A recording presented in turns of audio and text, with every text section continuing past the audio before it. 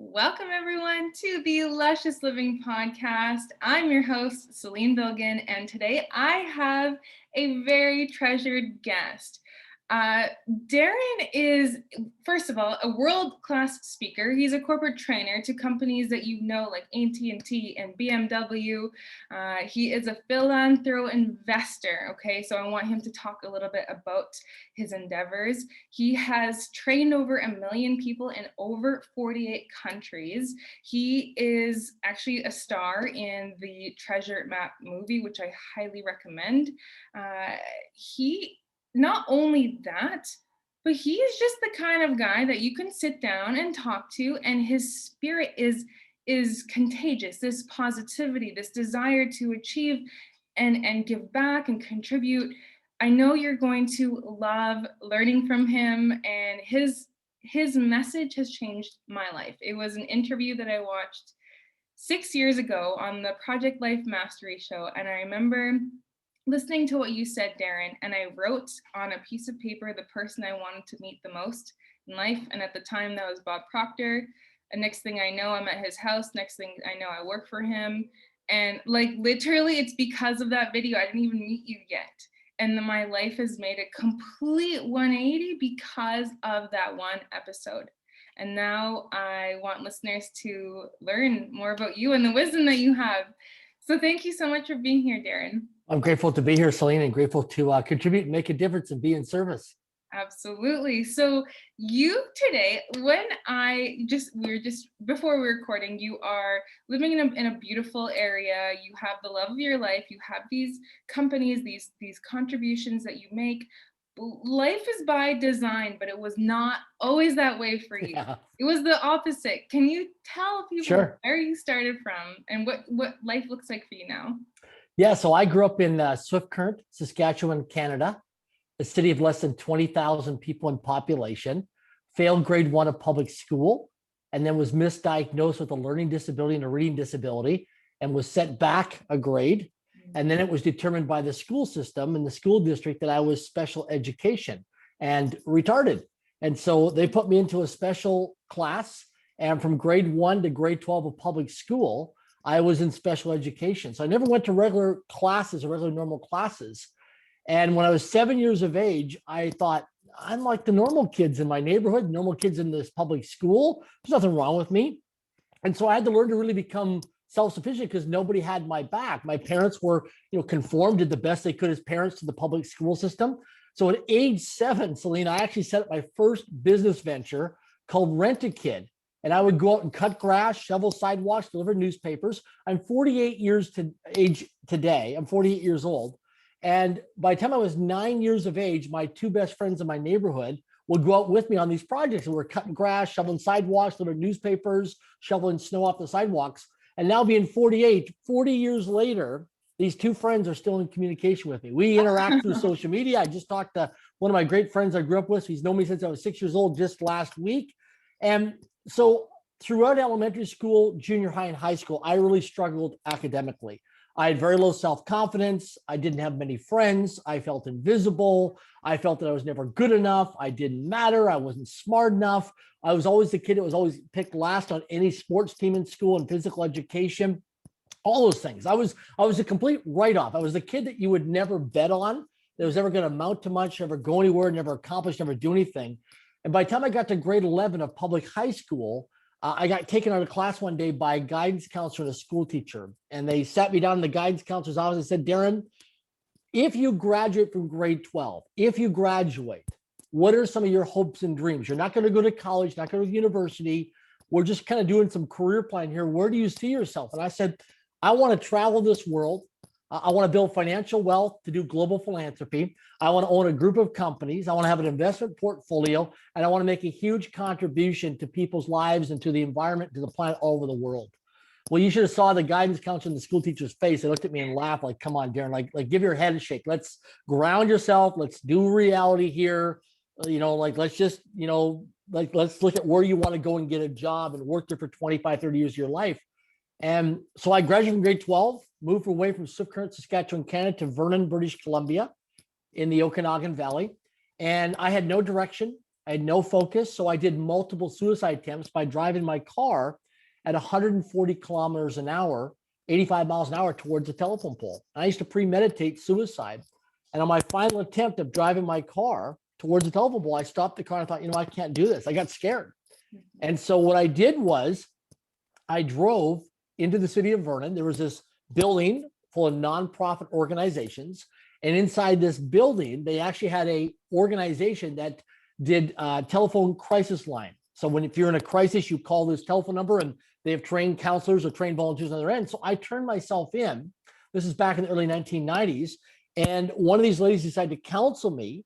And then she referred me to Dale Carnegie. So I didn't know who Dale Carnegie was. So I drove to this hotel one day expecting to meet this guy to be a possible mentor to me. Didn't realize that he had passed away many years ago, Dale Carnegie, and left a legacy training development program, like the book called How to Win Friends, Influence People by Dale Carnegie, which is a must-read book for anybody. Yes. So I ended up signing up for this 12-week experiential training development program through the Dale Carnegie program. Through that program, I met a lady who's passed away now. She then took me as a guest one night to a Toastmasters International meeting at the Best Western Vernon Lodge Hotel and Conference Center. I remember it was like yesterday. And I was so scared, so out of my comfort zone, Celine. I went there because she invited me. And I felt safe, that I could be with her and I wasn't going to be embarrassed or exposed because I wasn't the greatest kid in school. I was always getting in trouble and laughed at and made fun of it. I thought, I don't want to go to another group of people and be made fun of it and told I'm stupid and I'm retarded and all that stuff. I grew up with enough of that labeling and bullying as a kid. So I went there that night to Toastmasters and they gave the guests an opportunity to stand up and introduce themselves for like 15 seconds. I stood up, I had a name tag on at the Toastmasters meeting, and I was so nervous, I forgot my name. And I had to look down and realize what my name was on my name tag. And one of the members of Toastmasters that night, he said, that's why you need Toastmasters. We're going to help get that nervousness out of your body and out of your mindset. And we're going to help train and develop you here on leadership and public speaking and communication skills. And I signed up. And I dedicated about 11 years of my life. And what was happening was one day I had to do what they call an icebreaker speech. Okay. So there's manual speeches in Toastmasters to train, develop you. And I had to get up for 3 to 5 minutes and introduce myself to a group of strangers and be vulnerable and authentic and talk about myself, who I am as a human being. Well, I was so stressed. I prepared for weeks in advance. I had sleepless nights and stressed out. The day I went to present that evening at the Toastmasters meeting, I was so scared. I did an analysis in my mind saying, why don't I pull the hotel fire alarm?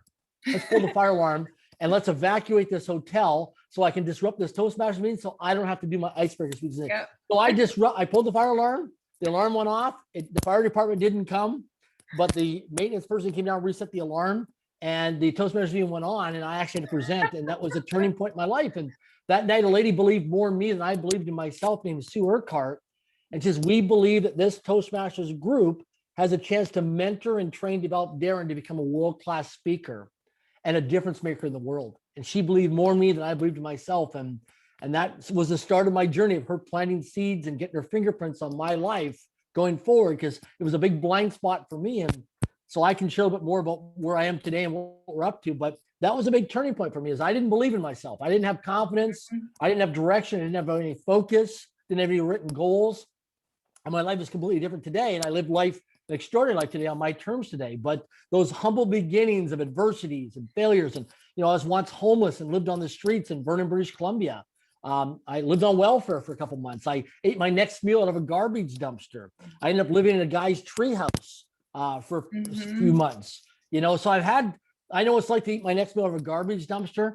And I also know what it's like to vacation on a private island. I know what it's like to eat in the finest restaurants in the world and, flying a private jet and a private helicopter. And I've done all that kind of stuff. And so, and I also know what it's like to go to workshops and seminars and be totally confused and totally confronted, putting these people on pedestals and saying, man, I'm just trying to pay my rent on time. I'm just trying to pay my bill so my car doesn't get repossessed or my phone doesn't get cut off. I can't relate to this success. So I'm a very practical person. So I've learned now best practices of what to do in terms of daily habits and daily routines that you can metric and achieve a extraordinary level of success on your terms, however you define it.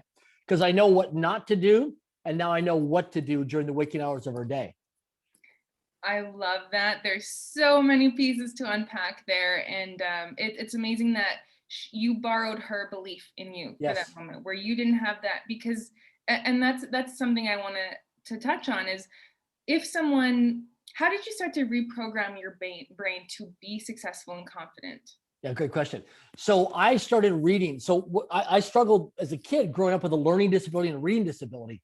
So one day, as part of my training development with Toastmasters, I had a chance to volunteer and go speak at a Rotary Club, Rotary International one time. And I was really nervous, really scared, but I thought I'm going to push myself out of my comfort zone into my learning zone.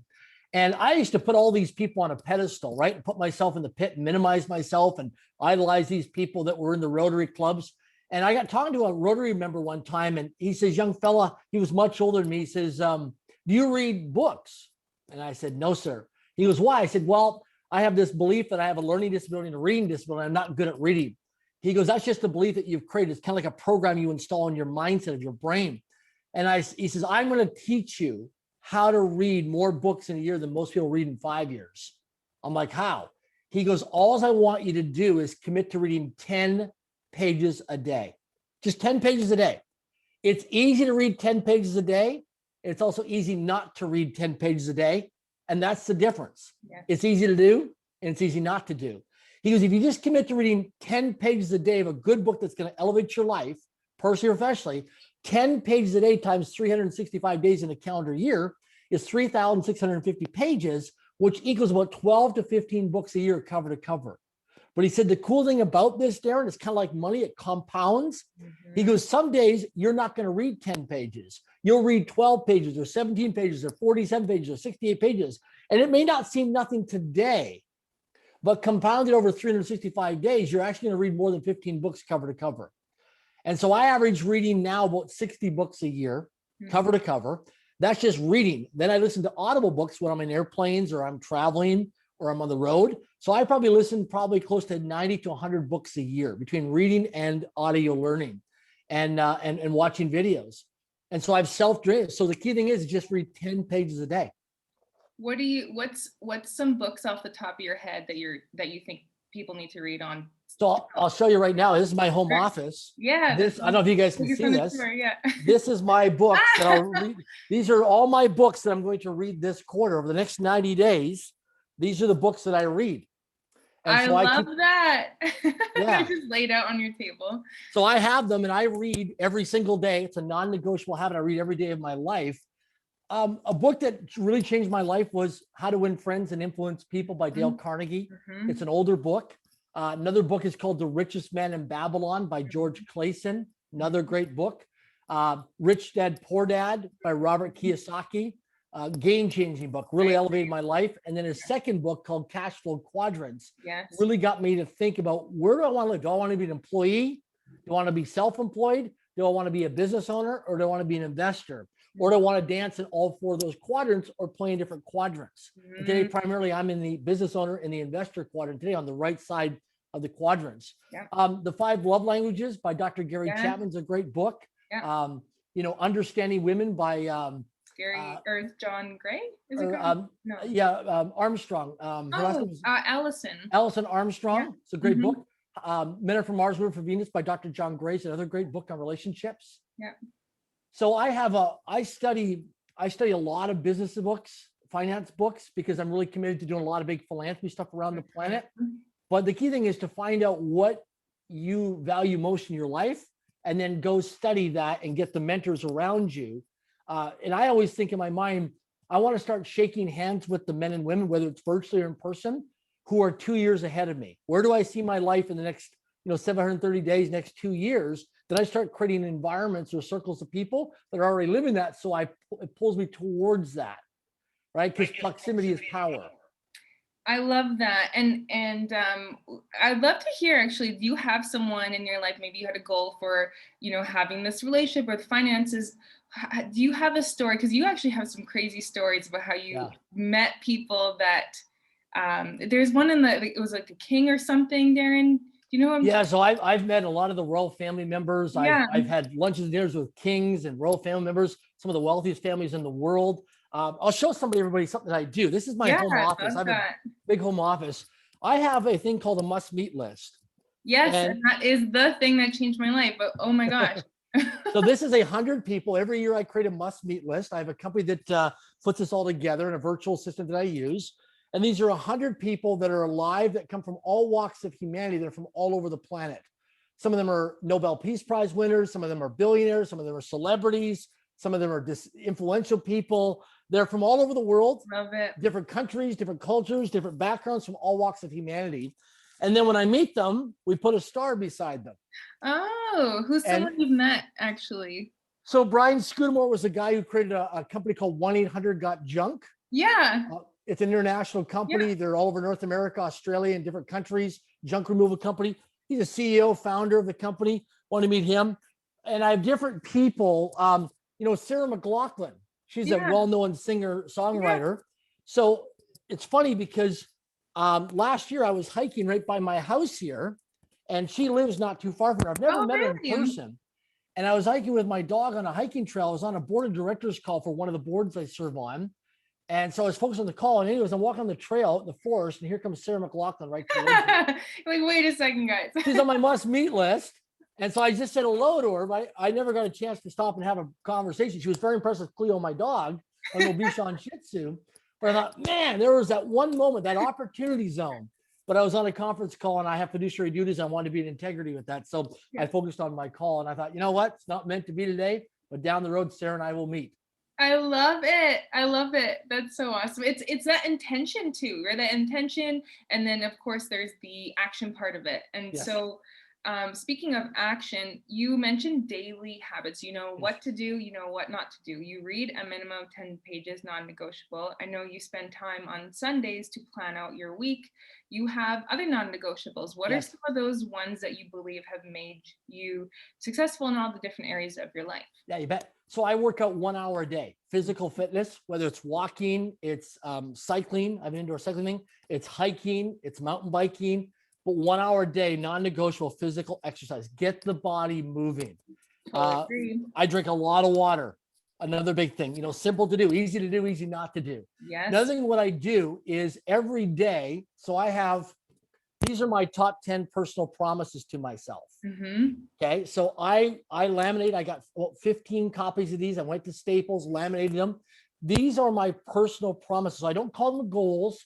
I don't call them dreams. I don't call them targets. I call them my personal promises to myself, because now it's personalized to myself. And every December, I forecast the year in advance of what do I want to dedicate and commit my life to over the next 12 months. In that year, what are 10 targets, right? As we call targets, but they're personal promises that I want to commit my life to. And then what I do is every day in my journal, I handwrite out my personal promises to myself. And then I look at my calendar. So here's something to consider.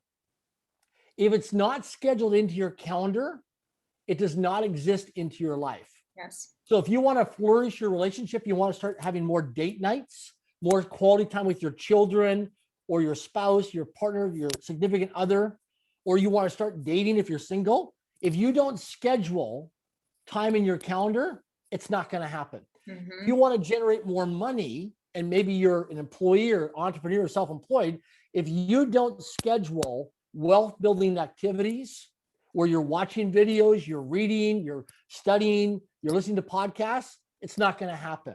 Yeah. If you don't study, revenue generating activities. So when I meet with like real estate agents or mortgage brokers or people in the financial service industry, like, I want to make more money in my career. Great. Have you scheduled time in this week prospecting, doing open houses, following up phone calls, networking, business development? If you don't schedule it in your life, it's not going to happen. And a lot of times when I meet people on airplanes or I meet people at conferences or conventions, and I ask them, what do you really, really, really want in your life?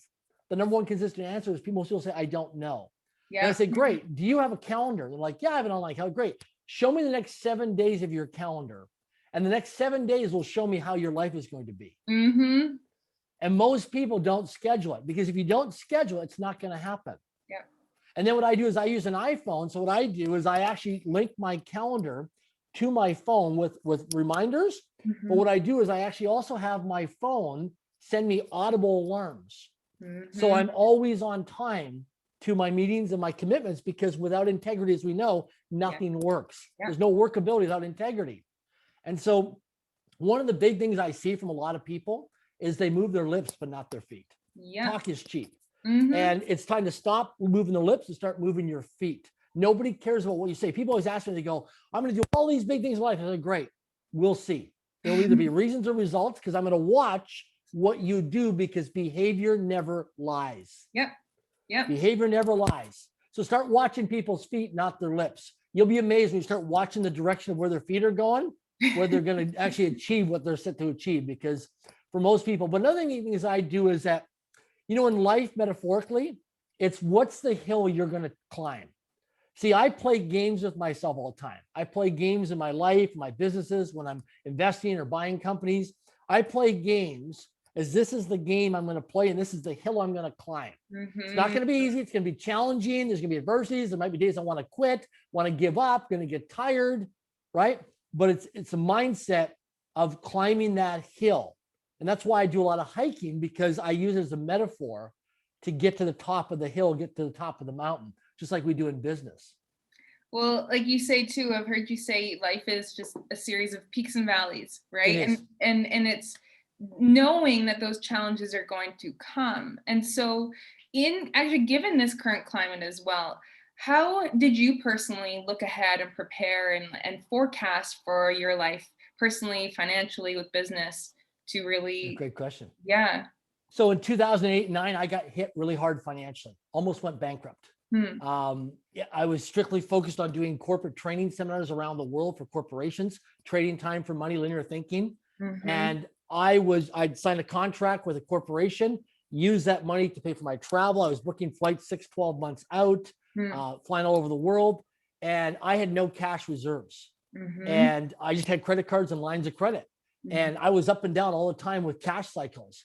And in 2008 and 2009, I almost went bust. What happened was basically over a short period of time, all these companies started canceling corporate training dates, just like we saw in 2020 with the global pandemic of COVID-19. All these conferences and conventions and events that were in person because of COVID got canceled. Well, all my financial earnings was in corporate training on signing contracts. So I remember being in San Francisco, California, and I was walking across the Golden Gate Bridge thinking, should I jump off this bridge one day? I was so stressed and so scared of my life. Like I was upside down and underwater financially. And I was terrified. And I said to myself, I cannot live this way ever again. This is like 2009.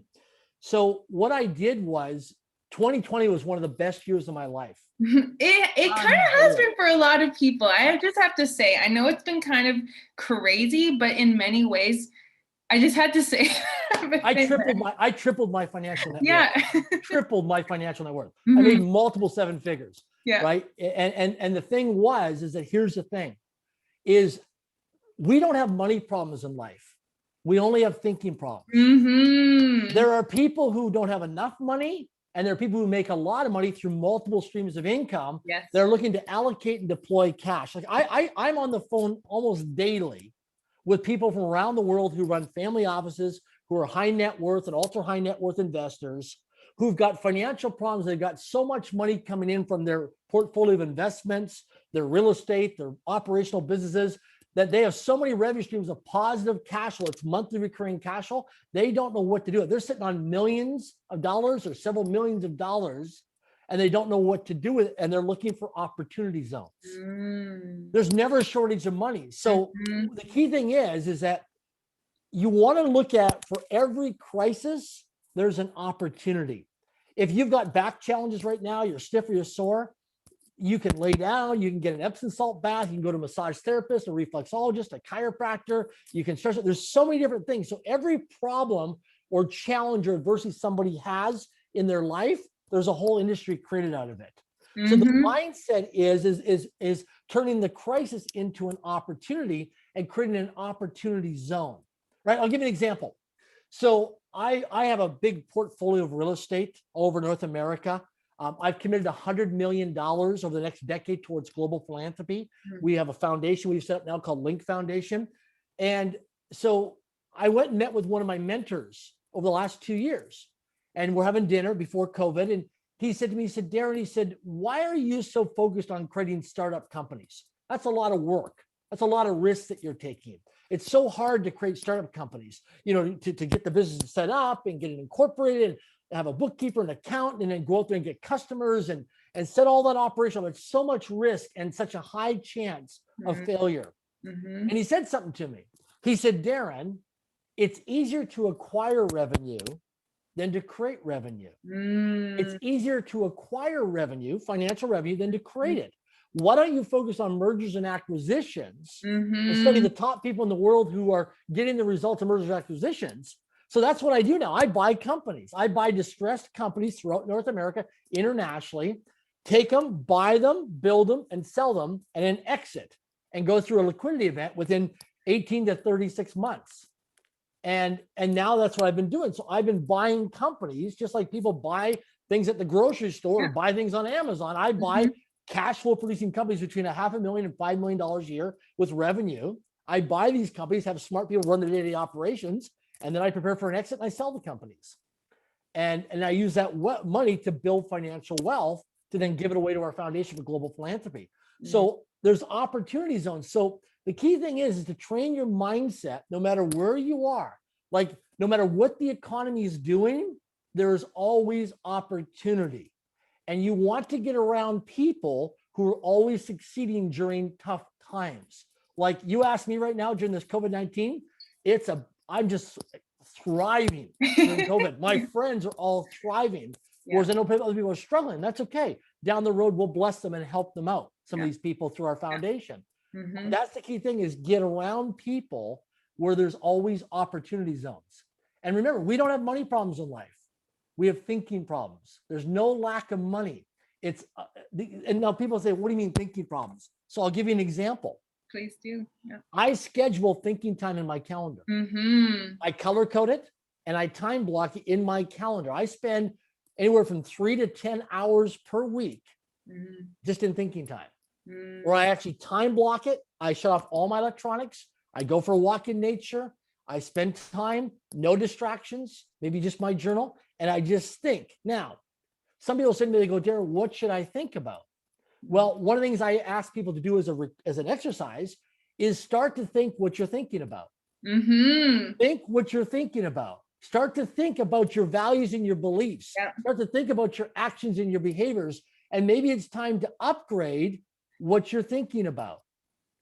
Think what you're thinking about. See, most people don't think what they're thinking about. They're just on autopilot with their thoughts and their feelings, and it runs their life, not realizing it's not putting them in the direction of where they want to go. So think what you're thinking about and start to think about, hey, are these values and beliefs and these ideas and these thoughts supportive of my life and my future, where I want to go in my life, personally and professionally? I love that you say that, because it's, even the book Think and Grow Rich, it is a thinking process. And so those listening, rewind and watch this again and listen to how Darren is thinking. It's not like, it's expansive, and and that thought process leads to the action. You get this idea, and then you meet someone, you hear a conversation, and that leads you to the next step. Right. Well, it's like money, for example. You don't have to make any money in your life. You can marry somebody who's already wealthy, or you just have to put yourself into opportunity zones of environments where money's already been made. Private country clubs, golf courses, tennis areas, yacht clubs, charity events, fundraising events, VIP sections of concerts, seminars, workshops. Go where money hangs out. When I travel around the world, I always ask myself, where does money hang out in this city? Where does money hang out in this village? Where does money hang out in this airport? Where does money hang out? Because that money is always looking to be circulated, right? So I just go where money is to create business opportunities. And that's what I do. These are opportunity zones. So when people are always, because I always get calls and emails, people wanting to raise capital, raise money. I'm like, okay, so here's something to consider. You'll never close $1 million deal at a $10 breakfast. I've tried. Right? I used to go meet high net worth, ultra high net worth, accredited investors, and I used to go out and it would cost me $10 for a breakfast at a cheap place. I'm like, oh my gosh.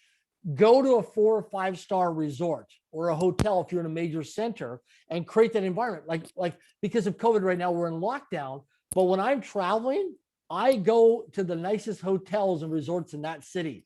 Or if I'm here in Vancouver, Canada, where I live, and I'm not traveling for a period of time, I'll actually just go to the Vancouver International Airport, to the Fairmont Hotel there, and I'll sit there for a few hours and I'll work virtually off my laptop from there and make my phone calls because I'm in an opulent, inspiring environment. Because your environment is stronger than your willpower. So set yourself up for success to be around where people are succeeding and thriving.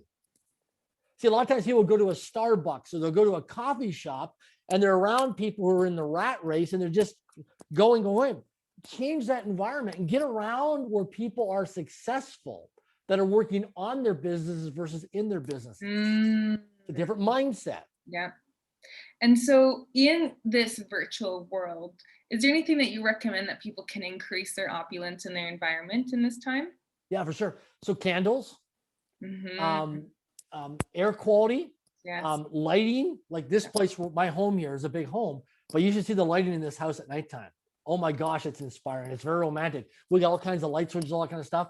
That's by design. Music, right? Play music in the background. How you come into an environment. Scents is another big thing as well. You know, different scents like from candles or incense is important. So you create that environment. Also driving around and what we call dream building. So I live in a very affluent neighborhood here in Vancouver, Canada. So I used to drive around thinking, oh my gosh, how do people live there?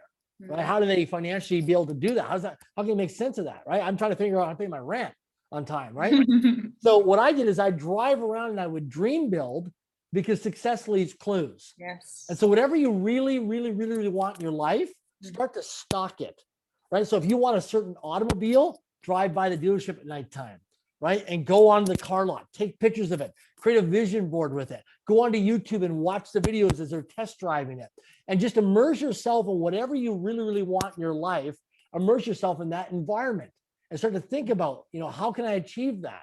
I remember years ago here in Vancouver, I always wanted to fly in a float plane and I always wanted to fly in a helicopter. And I'm trying to just figure out how to pay my bills, right? I'm living paycheck to paycheck at the time. I'm thinking, how do people get the money to fly in a float plane? How do people get the money to fly in a helicopter? Like, how do they do that? Like how I'm trying to make sense of that. So I started to sit down there and started to study and watch it when they come off the float plane or come off the helicopter. I'd go up and I'd ask them, excuse me, sir, can I ask you a question? How do you financially put the numbers together? How do you afford to go in the helicopter, the float plane? And some people wouldn't talk to me, but most people would. But here's something I discovered. As human beings, all we are is a network of conversations. Think about this. As human beings, we're just a network of conversations. Anything that we really, really, really want in our lives is going to come from strangers. Because strangers have everything we want, everything we need, and everything we desire in our lives. So the key thing is by making requests. So I always give people 2 questions to go to work on their lives. And if you work on these 2 questions, they'll change your results of your life. First question is this: where am I not requesting in my life? Where am I not requesting in my life? So here's something to consider. For every question that we don't ask, the answer is always no. So you want to start getting good at making requests. And when you make a request, another human being or a stranger will only do one of 3 things. He or she, step number 1, will accept the request, they'll decline the request, or they'll counter offer the request. So they'll accept it, decline it, or counter offer. But they'll only do one of 3, accept, decline, or counter offer. So just start making requests that people either accept, decline, or counter offer. Now, where am I not requesting in my life? Take a look at your life and look at an area that is not working for you. Look at an area where you don't have freedom or full self-expression, or an area that's not working for you. It could be in your personal professional life, which take a look, do an audit of your life, do a self-evaluation. Where's an area of your life that is disempowered? It's not giving you the juice. You're not squeezing the juice and getting the juice that you want out of that area of your life. That's an area of your life where you're not. So it could be in business. You're like, man, my business, my pipeline is dry. I need to network with new people. Great. Where can you get referrals from, endorsements from, recommendations from, case studies from? Who can introduce you to some key people and connect with people? Okay. So we're just a network of conversations. So question number one is, where am I not requesting in my life? Question number two is, who do you become as a human being when you don't make requests? So just think about it. Who do you become as a human being when you're not making requests? Well, you're contracting. You're playing really small in your life. You're coming from lack and scarcity versus abundance and prosperity. You're not shining in life. You're hiding in life.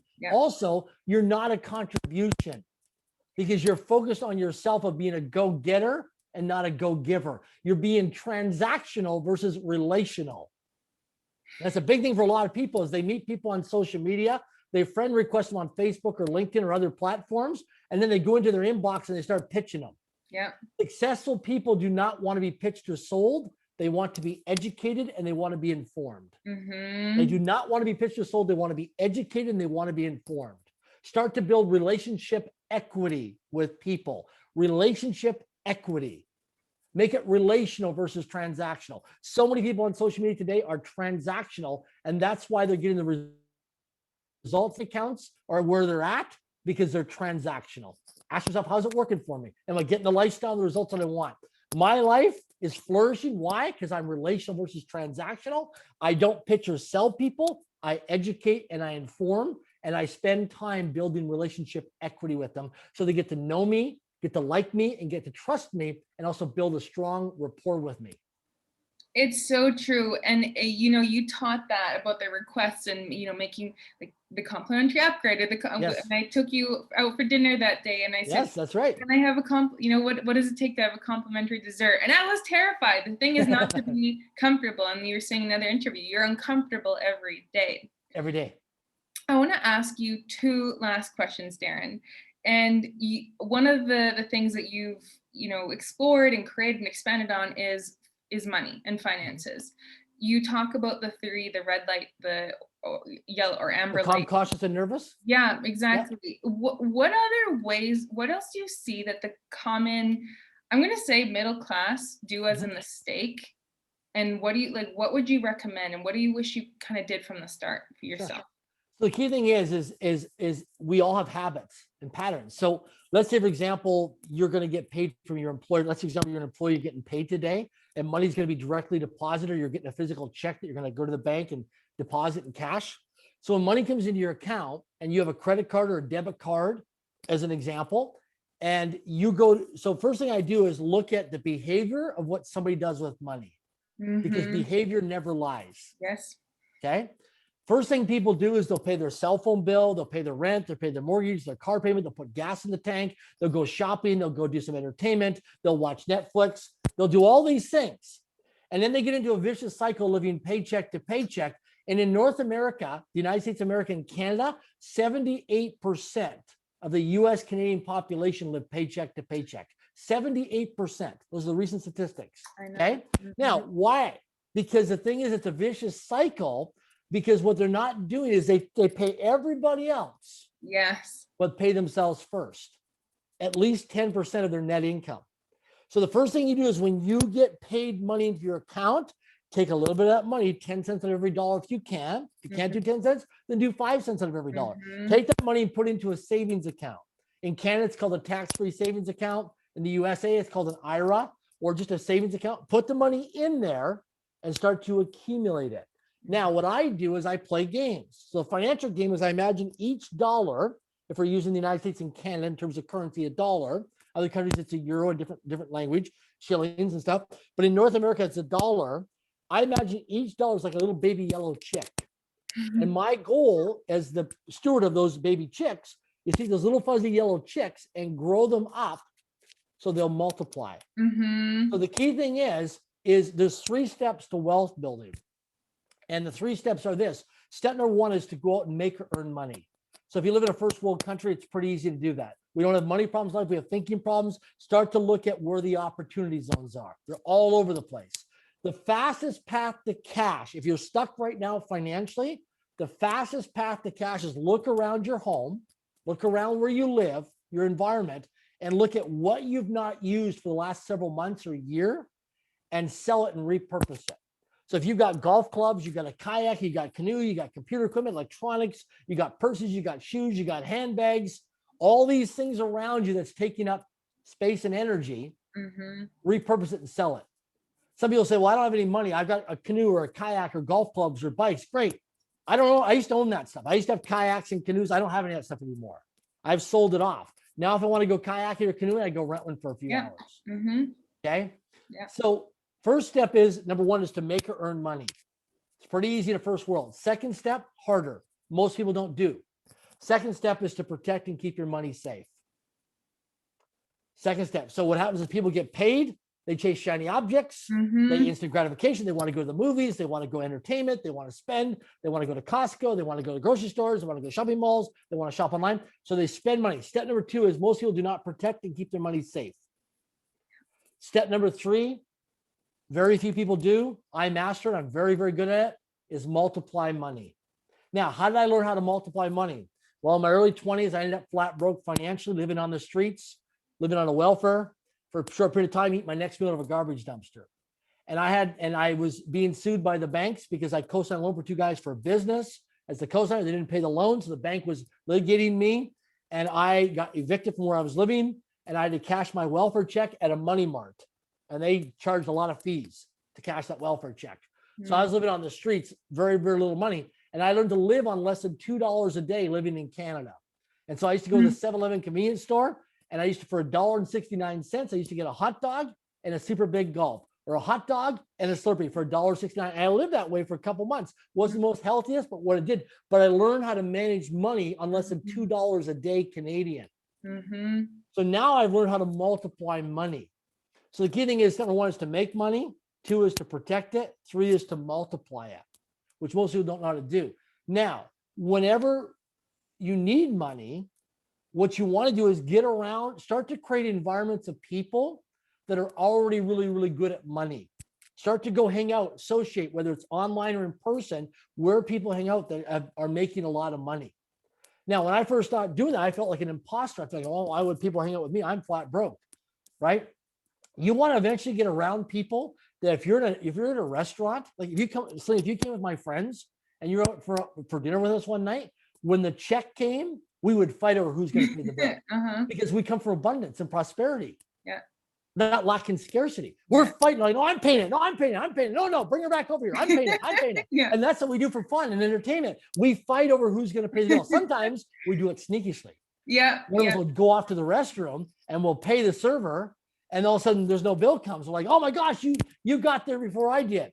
See, you want to hang out with people who fight for when the bill comes. It's a different mindset. See, when I used to do that, we used to think, oh, like I had friends years ago when the bill would come, they would sneak off to the restroom, wouldn't come back to the table. I've been around people like that. Right. Lacking scarcity. I love that. It's so, so important. It really is. You do hang out with our environment is everything. It really is. And I personally want to ask, I have been, step number three is something that I am next learning and growing. What advice would you have even for me? Yeah. So key thing is so multiplying money is the first thing you look at is asset protection and risk mitigation.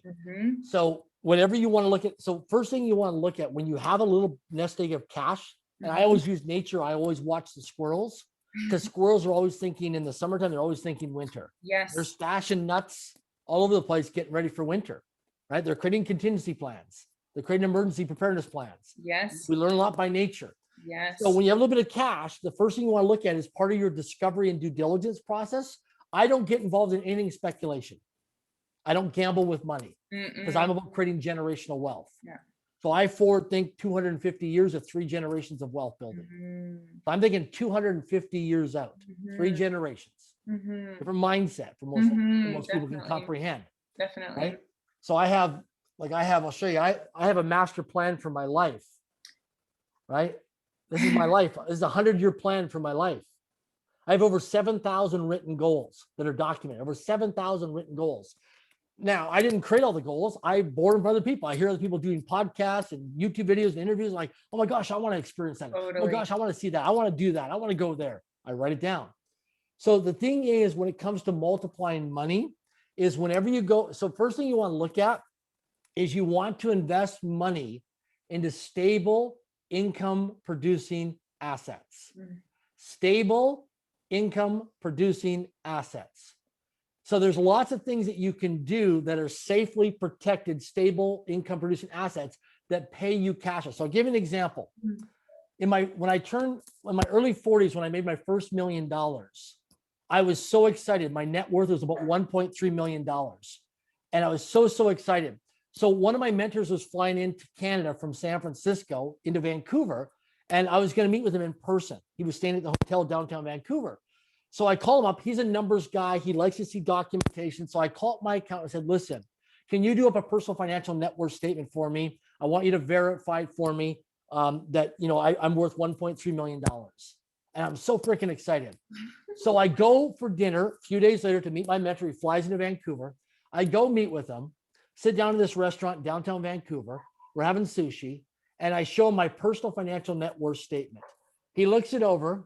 He looks at me, he goes, congratulations, Darren, but you're still freaking broke. And I'm like, I'm a freaking millionaire.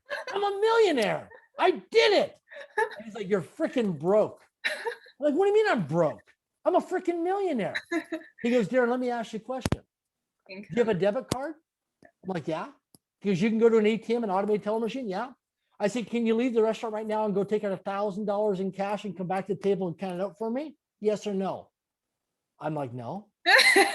He goes, can you go to the ATM machine right now and get me $500 cash, come back to the table and count it out for me? Yes or no? I'm like, no. He goes, so how much can you get out of the ATM machine? I said, I can get about $250 cash. He goes, you're freaking broke. And he goes, Darren, I've seen so many of you guys in the San Francisco Bay Area, in the Silicon Valley, you're called paper millionaires. And he goes, you know why you're broke? Because you hung out with people that are really good at net worth on paper. And he goes, here's something I want you to always remember as your life lesson tonight, Darren. You cannot eat your financial net worth. You can only eat cash flow. So many people have a desire to be financially net worth on paper, but they have no passive monthly recurring cash flow. And we see it all the time during the highs and lows of the economy. People go out and buy the BMWs, the Mercedes, the nice watches, live in the nice homes, have all this stuff, these materialistic things. And guess what?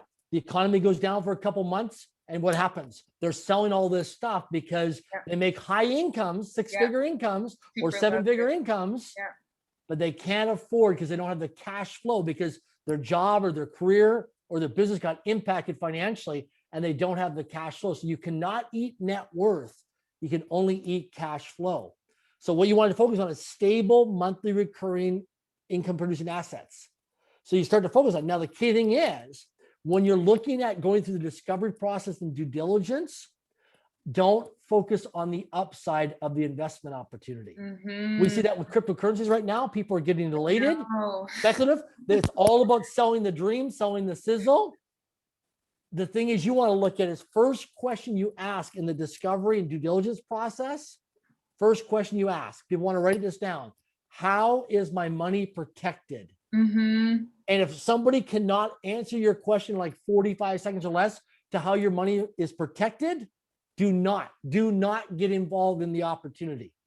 Because the more that they explain it, the more complexity it creates, the tougher it's going to get for you to get out of the investment with your exit strategy. You're going to have a higher chance of risk and exposure to risk of that investment.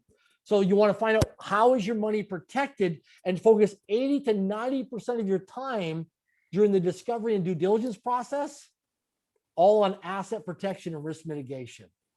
Because you've earned the money, you protected the money, now you want to multiply it, but you want to make sure you protect it and keep it safe so it multiplies for generational wealth to come back again. And so many people, they'll go out and they'll earn a commission, they'll close a deal, they'll get a raise, they'll get a promotion, they'll sell something, they get a little boatload of cash, like, man, I got some money, I got some money. What can I go buy? And when emotions are high, intelligence is low, you attract the sharks into your life. People get speculative, and that's when they lose and they gamble the money. And we see people go up and down. You know, it's interesting, just Tatiana and I, a few months ago, we met this guy that I know here in Vancouver. I won't mention names. See this guy. And he goes, hey, Darren, how's it going? Good to see you, man. Look at my new Rolex watch I got. Look at my ride out there, my new BMW.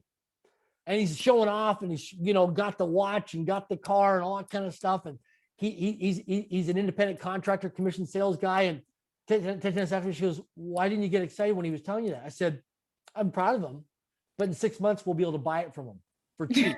Yeah. Like, what do you mean? I said, he's riding high right now. Mm-hmm. He's flat broke because he's got some jingle in his pocket, some money. Yeah. But guess what? He has one bad setback and he's game over.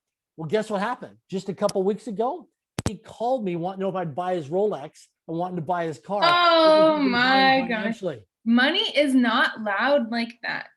It's not. It's like there's a silence to it that's like, you know what I mean? It's like, yeah. Well, your wealthiest people. So a lot of the people I hang out with have quiet money. That's what I mean. It's quiet, and it's not like, it's not in your face, So yeah. So like we live in a beautiful neighborhood, right? Because we're in an inspiring environment. But I drive a 2015 Honda Civic car. Okay. I can go buy a Ferrari. I got the cash. I can buy a Lamborghini. I can buy a Rolls Royce or Bentley. Buy all those things, but they're liabilities to me. Now, I'm going to get a nice vehicle here later this year, but I'm not going to pay for it. I'm looking for an opportunity that will actually pay for it. I'm looking for an income producing asset that will buy my liability. Yep. There's Rich Dad, Poor Dad for you in the book. Yes. I love that, Darren. And you really walk your talk there. And it's so true.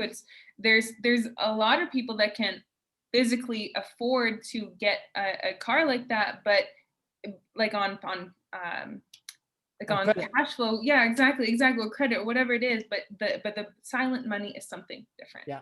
The other big thing is too, I have a minimum of 1 year liquid cash saved up as an emergency preparedness plan. So Tete and I have 1 year for all of we have a group of companies, all of our expenses, all of our taxes, all of our living expenses, personal professional. We have over 1 year liquid saved up. We also have insurance policies as well. We also have a 6-month food supply of MREs, meals ready to eat, ration food. We also have all the first aid and survival stuff because we live in Vancouver, Canada. And we prepare just in case as a contingency plan as part of our EPP, emergency preparedness plan.